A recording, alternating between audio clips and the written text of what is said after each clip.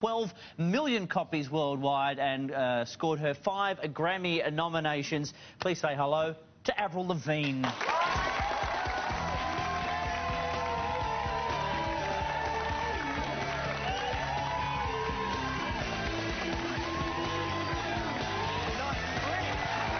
good. How you going? Have a seat, or a jelly bean if you'd like one as well. How you doing? Good. You doing well? Uh-huh. Now, tell me a little bit about this Ferris wheel incident that I've heard about, Avril Lavigne.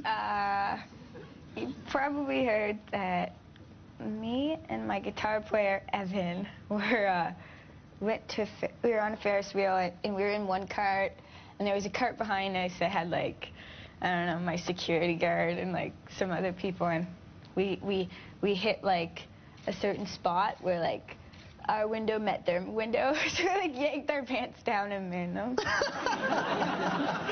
As you would do. Did they recognise you? Well, not from just, that's Avril Lavigne's cheeks. But just before that, did they recognise who you were? Mm-hmm. So are you worried about anyone printing anything or selling their story? That was so long ago anyway. Now, I'm interested to know a little bit about your upbringing, because you actually, when you were younger, used to sing a lot of gospel. Is that true? That's where I got my start, was in church, and kind of branched out from there after. But I went to, I grew up going to church, and that's where I sang my first solo. So does that mean you've always wanted to sing from a very young age? Were you the kind of kid who sung into a hairbrush, that kind of thing? Yeah, totally. Like, I'd always, like, jump up on my bed and be, like, singing, and I totally did the hairbrush thing, yeah. What was your favourite song to mime to? I was really into, like, the Beach Boys when I was younger, so danced around to that. I was a big fan of Footloose by Kenny Loggins. Do you think less of me because of that? No. Oh, good. So, coming from a religious family, does that mean that your parents were quite protective of you when you were younger? Yep. My parents were very protective. I wasn't allowed to, like, go to parties or anything like that, even when I got into high school. Really? Yeah. Was that hard when you were in high school, if you weren't allowed to go to the parties? Were you a bit on the outer because of that? So I'd have to, tell my mom I was sleeping over at my girlfriend's house and then sneak out. So well, you were only in a small town, 5,000 people, in Canada. Did people used to know when you were sneaking out, or was it a small enough town that you'd get busted? It was actually pretty small. If you were doing something and someone saw you, they'd, like, go tell someone, and then the whole town knew. So did you ever get caught, ever get in trouble? I got in a lot of trouble. I got caught for everything. Except for, like, a few things, but most things I got caught. And the things you didn't get caught for are best left quiet, probably. Yeah. Yeah. Well, I'm interested to know then, from your upbringing, from your background, how did you get to be where you are now, with the look you've got now, which is, it's very tough, it's very rock. How did that come about? Was it an intentional thing, or was it just, is it just a stage you're going through in your life? Me growing up and becoming my own person, and just because I was brought up in a Christian home doesn't, mean that I'm going to be like this kid with strict morals. I mean, I have morals, but, I grew up to be my own person. And well, how do you feel about this whole anti-Britney tag that keeps getting bandied about a bit? Not just for you, but for all these other performers as well. It's kind of weird.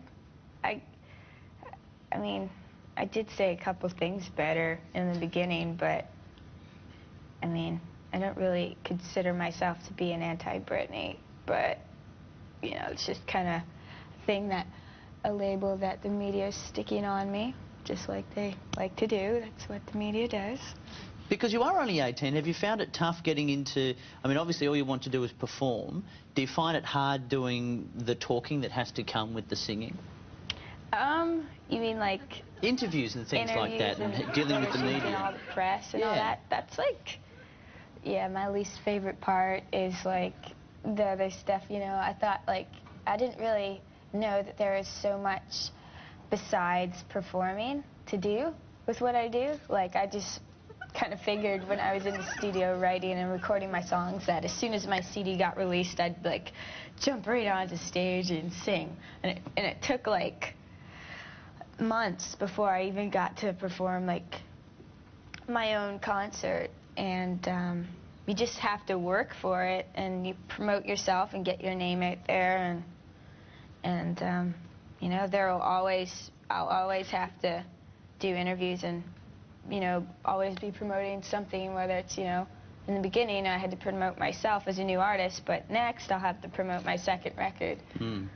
So you can't really get away from it, but... And now you're here in Australia, and I know the one thing you wanted to do while you got here was see a koala. Did you actually get to do that? We wanted to see koalas and kangaroos. Yes, we went to the zoo, but it wasn't good enough. We didn't get to hold them, and my band and I, we want to be able to hold a koala bear.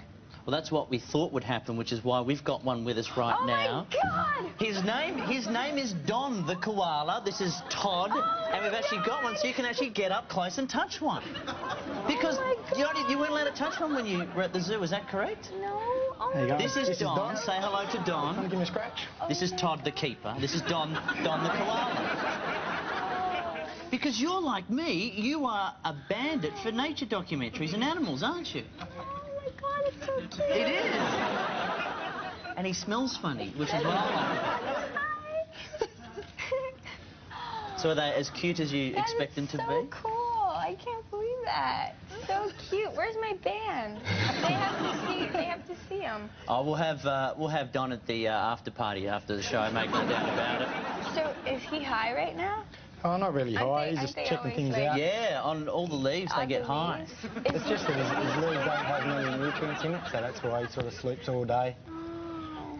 No, he loves all the attention. Oh my God, I can't believe I'm touching one right now. Have you touched one before? No, I haven't. Todd must go out on the weekend with a koala. Let's go. Have you touched one before? Hey. Well, we'll leave you to get more acquainted so you can catch up with Don properly. But thanks very much for coming on the show. It's been a real pleasure having you. And enjoy your stay while you're in the country. Thank Avril you. Lavigne, everyone.